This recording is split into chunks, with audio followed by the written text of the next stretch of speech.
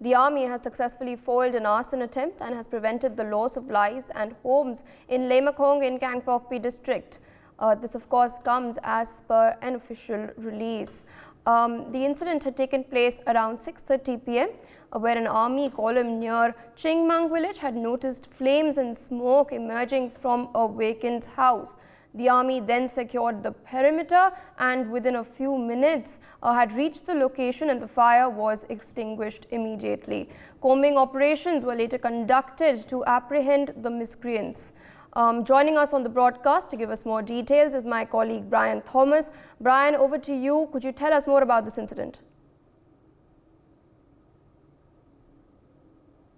Response, the Indian Army, successfully thwarted a potentially catastrophic arson attempt, averting the loss of both lives and homes near Lemangthong in the Kangpokpi district.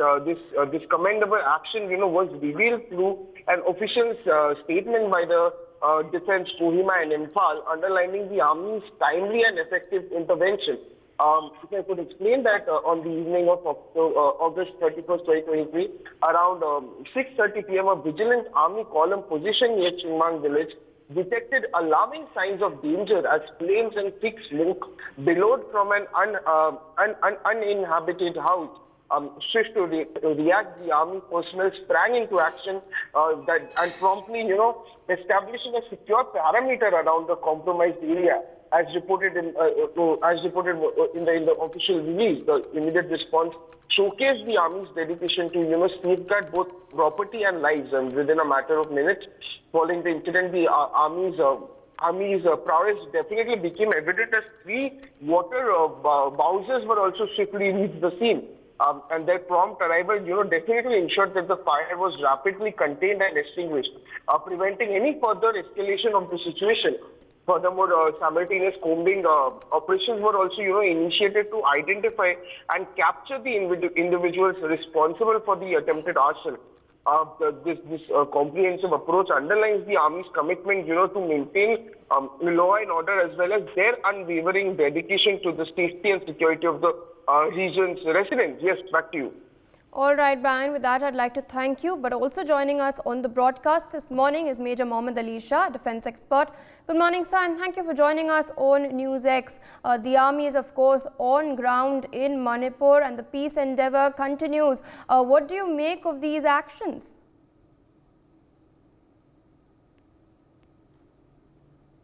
Major Shah, am I audible? Yes, Priya, I'm so sorry. There was a network glitch there. Right. Priya, the problem is, the army is there, present there, all right. But the fact is, the army's hands are tied behind the backs. Unfortunately, army cannot do much because of 2 reasons. First, there has not been a formal requisition from the state government for the army to be called in as an aid to the civil authorities. Second, because the Armed Forces Special Power Act in the valley in Imphal is not there. It was uplifted a few months earlier and it's not there. I highly recommend returning of the Armed Forces Special Power Act tweaked with a certain amount of amendment, keeping and honoring the locals over there, which should not cause them inconvenience at all. So I recommend these 2 things. I mean, first, almost 4 months now. Now we can say it's practically 4 months, but no respite. It's not subsiding at all. In fact, we saw violence there yesterday in Manipur. I was in a conversation with my friends from the Kuki tribe and the Maithei community back to back. I've been in back-to-back conversations. And what I realized is, Pia, both the communities, they want peace. Both the communities want peace. A common man wants peace. He's not interested in violence. They are Maithis who love Kukis and they're Kukis who love Maithis. But this hatred, this venom is spreading so much. The hatred is spreading so much. You can imagine even during the partition of India and Pakistan or during the war of India and Pakistan, 1971 or 1999 also for that matter, such a hate, or 1965, such a hatred wasn't there. It is really very surprising. There was hatred, there was enmity between 2 countries. One can understand that who are at war. One can understand hatred between Russia and Ukraine. But hatred within the country, within the state, within both of them are Manipuri, incidentally. If you see, both Kuki tribe and the Meitei community are Manipuris. Both are from Manipur. But this kind of hate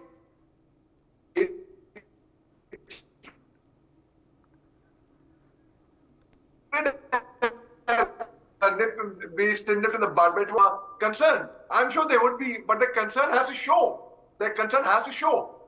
And I would also, through your channel, I would tell a lot of media houses, in fact, your channel has been very, very responsible in doing responsible reporting. Please be responsible when it comes to Manipur. Please be very responsible. It is something the grievance need to be heard by the entire country, actually.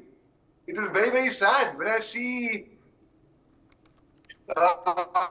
our brethren from Manipur fight very, we made history, Manipur made history by having the shortest parliament assembly in Manipur the other day, just about a couple of days back, when there were already 6 out of 10 Kuki MLAs who had requested for absentia. Well, the Kuki MLAs did not attend. Well, they did not attend, they must be having their own reasons, but I perceive it this way. As a well-wisher of both the Kuki tribe and the Meitei community, I would say, baat se to baat aage badhegi. Dialogue se hi dialogue badhega. I mean, we saw unrest. We are seeing unrest. I mean, till when? Kab tak? Aakhir kab tak? This has to end. This has to end at the earliest. And, we can't be sitting. If there's fire in your house, would we wait for the fire brigade to come in and then douse the fire? Or would we go ahead and take some steps by, dousing the fire on our own in a legitimate way? So we have to douse the fire now. There's fire in a house. I would call it a house. I don't consider myself to be a Mayang, so to say, in the colloquial Manipur language. Mayang means an outsider who's not from Manipur. So I see myself as a part of you all, as a part of the tribes, as part of the Meitei community, as part of everyone, as a person who is a proud Indian and a proud Manipuri, I would say. I'm also one of you. So why don't we start it from now by saying, we will say no to arms, we will not get into violence, we'll get into dialogue, we'll talk. Even in a couple fights, even in a married couple fights, even a sibling fight, even the best of friends fight, yes, but they make up. And most of the problems, if you've noticed, when there's end of a fight, it leads to miscommunication. There is some solid miscommunication somewhere, there's some solid misunderstanding somewhere, and then when you patch up, you say, oh, there was a misunderstanding, that's why we fought. But because there was misunderstanding, that's why we fought, it's better not to have that misunderstanding at all. I mean, it should be high time now, high time. If the central agency or the state government is not able to solve it, is not able to resolve it, we have to not take law in the hands, but resolve it by calling out peace ourselves, by taking out initiative ourselves of peace resort. But I mean, it's rather very, very painful. And the families who have been aggrieved, who have lost their near and dear ones, only they will understand the pain. I know it's easier said than done. We can express our sorrow and our condolence to them, but only they would be suffering the pain. The toughest job I did in the army was when I had to inform someone's house that your loved one, your father, your son, your brother, your near and dear one is no more in this world. It was so painful for me. And you can well imagine the reaction I would get from the other end. So it is indeed very, very painful. It is indeed very sad. So we have to stop it. Enough is enough.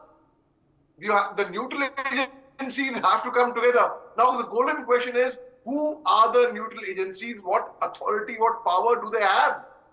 Well, I would call you as a neutral agency. I'm a neutral agency. We all are wishing for peace to prevail in a beautiful state like Manipur with beautiful people. And if they can be so hospitable to an outsider like us, why can't they be so loving to each other there? What is the problem? So I think it's about time a dialogue, a formal dialogue has to be called.